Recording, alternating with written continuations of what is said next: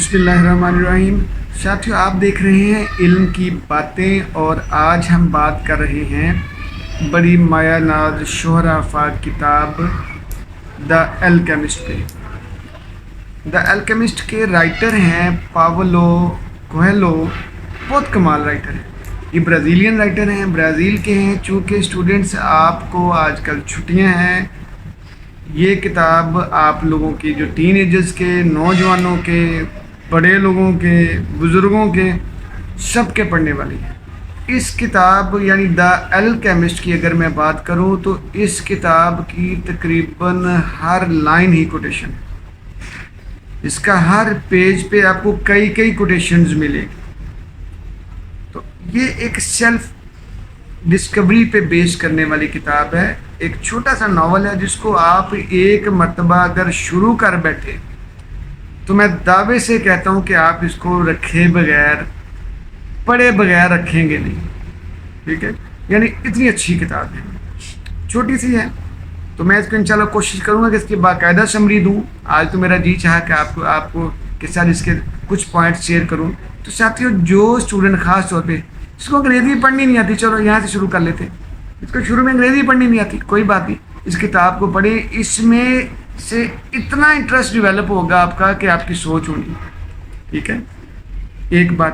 دوسرا یہ کہ سیلف ڈسکوری کے لیے بڑی اہم ہے۔ ایک نوجوان کی ہے جو بیڑے چلانے والا گڈریا ہے، شیپرڈ ہے، ٹھیک ہے، وہ کیا کرتا ہے، خزانے کی تلاش میں نکلتا ہے۔ ٹھیک، تو خزانے، پہلی بات ہے خزانہ کیا ہے، اس کی تلاش کیا ہے۔ ٹھیک ہے، خزانے کو تلاش کرتے کرتے بندہ اپنی تلاش کیسے کرتا ہے، انسان ہونا کیا ہے، انسانیت کیا ہے۔ ٹھیک ہے، انسان کے اندر کون کون سے جوہر چھپے ہوئے ہیں، جوہر پائے جاتے ہیں، انسان کے اندر کون کون سے گوہر چھپے ہوئے ہیں۔ یہ بہت کمال ہے۔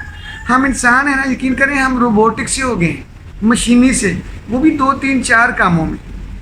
ٹھیک ہے، باقی زندگی کے، پوری زندگی کے سارے لوازمات کو ہم نے ریٹائر کیا ہوا ہے، ہمیں اس کا کوئی پتہ نہیں۔ ٹھیک ہے، تو جب آپ یہ کتاب پڑھو گے نا، دا الکیمسٹ، اس کا اردو ترجمہ بھی مل جاتا ہے۔ ٹھیک ہے، اگر آپ دا الکیمسٹ پڑھو گے تو آپ کو مزہ آ جائے گا، آپ کو اپنے آپ کے اندر جھانکنے کا موقع ملے گا، آپ اپنے بارے میں سوچیں گے، آپ اپنے ہونے کے بارے میں سوچیں گے۔ پھر آپ یہ دیکھیں گے کہ جو نیچر ہے وہ ہمارے ساتھ، یعنی نیچر انسان کے ساتھ کمیونیکیٹ کیسے کرتی ہے۔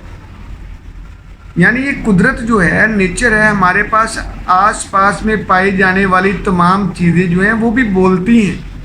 ٹھیک ہے، ان کے بھی کوئی میننگز ہیں، ان کا بھی کوئی مطلب ہے، ان کا بھی یہاں میں وجود کا پایا جانا، ان کا بھی کوئی مقصد ہے۔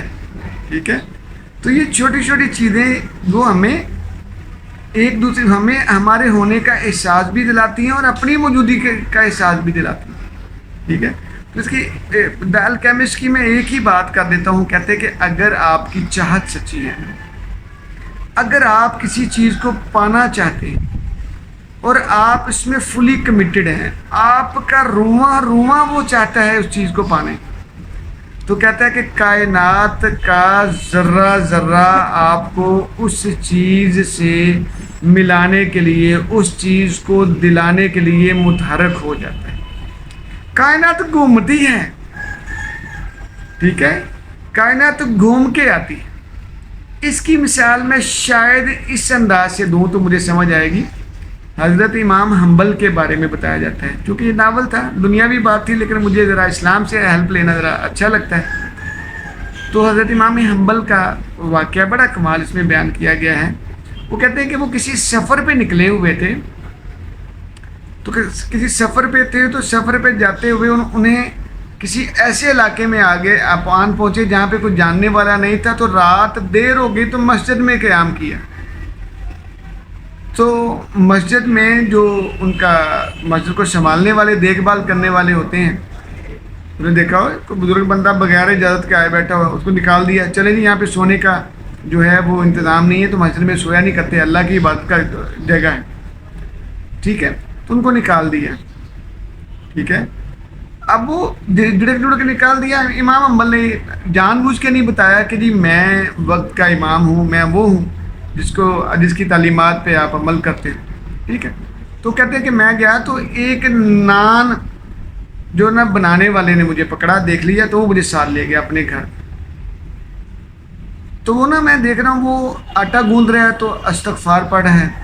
ٹھیک ہے, استغفر اللہ ربی وہ کیے جا رہے ہیں. تو کہتے ہیں میں بڑا حیران ہوا. امام حنبل رحمۃ اللہ فرماتے ہیں کہ میں نے اس سے پوچھا کہ بھئی تم اتنی زیادہ استغفار کر رہے ہو, تمہیں اس کا کوئی فائدہ بھی ہوا ہے؟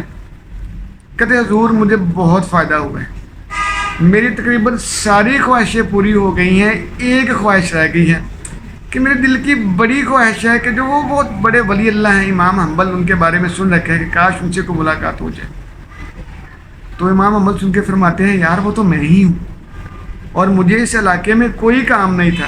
اس علاقے میں مجھے ایسے لگتا ہے جیسے کہ تمہاری استغفار, یہ تمہاری خواہش, تمہاری تڑپ ہی مجھے اس علاقے میں لے کے آئی. تو ساتھیو یہ ہے خواہش کا. ٹھیک. تو جب یہی پابلو کوئلو نے بولا, اس نے بھی یہ کہا کہ اگر آپ یہ چاہتے ہو, کوئی کام کوئی چیز حاصل کرنا چاہتے ہو, تو کائنات کا ذرہ ذرہ آپ کو وہ چیز دلانے میں جٹ جاتا ہے, اگر آپ کی چاہت سچی ہے, اگر آپ کی لگن سچی ہے, اگر آپ کے اندر کمٹمنٹ ہے, اگر آپ کمیٹیڈ ہو. ٹھیک. تو ساتھیو میری ریکویسٹ یہ ہے کہ پلیز آپ اس کتاب کو دا الکیمسٹ کو لازمی پڑھیں. زیادہ مہنگی بھی نہیں ہے, 100-150 روپے میں آ جانی ہے, پائریٹڈ ایڈیشن مل جاتے ہیں. ٹھیک ہے. یقین کریں آپ مجھے دعائیں دیں, آپ کو مزہ آئے گا پڑھ کے. ٹھیک ہے. جی جزاک اللہ.